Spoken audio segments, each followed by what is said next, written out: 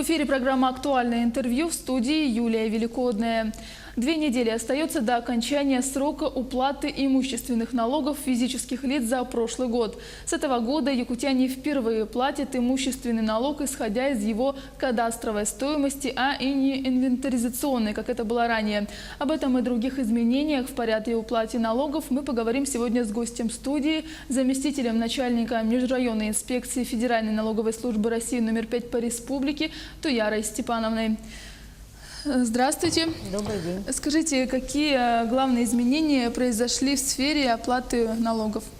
В этом году, как вы уже сказали, мы впервые посчитали налог на имущество физических лиц от кадастровой стоимости. Ранее мы считали от инвентаризационной. И у нас появилось такое понятие, как вычет по имущественному налогу, который выражается не в суммовом выражении, то есть это не возврат деньгами, а не облагается налогом по комнате 10 квадратных метров, по квартире 20 квадратных метров, по жилому дому 50 квадратных метров. Также у нас есть изменения по земельному налогу. По земельному налогу для льготной категории граждан у нас появился вычет 6 соток. То есть 6 соток по одному земельному налогу, по одному земельному участку не облагается налогом. Это для льготной категории граждан. По социальным сетям распространяется информация об отмене транспортного налога. Вот что вы об этом скажете? Не нужно верить всему, что распространяется в соцсетях. Транспортный налог не отменен. Единственное изменение по транспортному налогу – это у нас увеличилось количество дорогостоящих автомобилей. Информацию об этом можно посмотреть на нашем сайте. Там есть перечень. А какие цифры характеризуют сегодня налогоплательщика? Ну, я хотела бы сказать о том, что, во-первых, у нас к личному кабинету подключено вот на сегодня более 43 тысяч налогоплательщиков. Это по городу Якутску, по межрайонной номер 5. У нас город Якутск и Намский Улус. И я хотела бы еще сказать о том, что у нас осталось, вот как вы говорили, тоже всего 2 недели до срока уплаты налогов. А поступления у нас, к сожалению, сейчас не очень значительные. У нас на текущий момент поступило там 20 с небольшим процентов от текущих начислений. Но нужно сказать, что увеличивается. По сравнению, например, с прошлой неделей у нас уже на 10% выросли поступления. Надеюсь, за эти 2 недели налогоплательщики проявят активность. А с чем это связано, как вы думаете? Может быть, трудно сказать, с чем это связано. Может быть, налогоплательщики, они ждут именно вот наступления, они, как правило, платят уже ближе к сроку. Но мы вот сегодня как раз и напоминаем о том, что осталось всего 2 недели. А изменился ли порядок уведомления граждан? Да, в этом году у нас порядок изменился. Если в прошлом году мы всем рассылали уведомления на бумаге, то в этом году лицам, подключенным к личному кабинету, уведомления пришли только в личный кабинет и не дублируются на бумаге. Но у нас в этом году рассылка уведомлений началась позже, только в сентябре, поэтому Почта России не успевает всем разослать. То есть еще не все получили, к сожалению. Но не нужно ждать, можно подойти к нам в инспекцию, получить уведомления и проверить свои начисления в личном кабинете. А изменились ли льготы по уплате налогов? Льготы у нас не изменились. Есть небольшое изменение по налогу на имущество физических лиц. Это касается детей-инвалидов. Раньше получали льготу только их родители или опекуны, а теперь дети-инвалиды, на которых оформлено имущество, им тоже предоставляется льгота. А если налогоплательщик не согласен с кадастровой стоимостью своей недвижимости, ему куда следует обратиться? Нужно сказать о том, что мы начисляем налоги по сведениям регистрирующих органов. И в частности, по налогу на имущество мы получаем сведения от Росреестра. Если налогоплательщики не согласны с кадастровой стоимостью, то тогда им следует обратиться в органы Росреестра. А сроки меняются ли в этом случае уплаты? Да, срок уплаты изменится. Вообще мы должны разослать уведомление за месяц до наступления срока уплаты. Если мы произвели перерасчет, то, соответственно, срок уплаты тоже он передвинется. То есть за месяц мы ему пришлем уведомление. А те, кто не уплатил налоги в срок, какая ответственность предусматривается?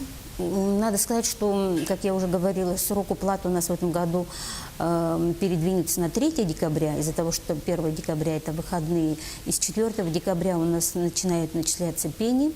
После этого у нас формируются требования, ну, примерно там, через 2 недели где-то, да, ну, приблизительно через 2 недели формируются требования, рассылаются налогоплательщикам, им дается месяц на то, чтобы они отреагировали на требования, оплатили налоги. Если же они не отреагировали на требования, то мы формируем заявление в суд на выдачу судебных приказов. Потом эти документы поступают приставам, приставы взыскивают, есть ограничения на выезд за границу. Также мы можем рассылать письма работодателям, чтобы они взыскали налоги, и можем снимать задолженность со счетов, даже вот с пенсионных счетов. А размер штрафов изменился или остался прежним? Ну, в данном случае не идет речь вообще о штрафах. И в данном случае для физических лиц это пени. Штрафов это как таковых нет. Ну, а пени такие же, значит? Пени, да, они не изменяют. С недавних пор появилась возможность оплатить имущественный налог через интернет, сервис «Личный кабинет». Пользуются ли им якутяне? Да, у нас количество пользователей личного кабинета растет, активность в личном кабинете тоже растет, налогоплательщики платят через личный кабинет. Те, кто оплатил через личный кабинет, у них, как правило, не бывает проблем с зачислением налогов правильно, то есть по правильному сроку, по правильному КБК, на правильный налог. Но можно также оплатить через банк онлайн, можно оплатить по-старому через банки, можно оплатить через Почту России. У них тоже теперь появилась возможность принимать налоги. А как вот через личный кабинет это сделать? Там делается все очень просто. Там есть очень много подсказок.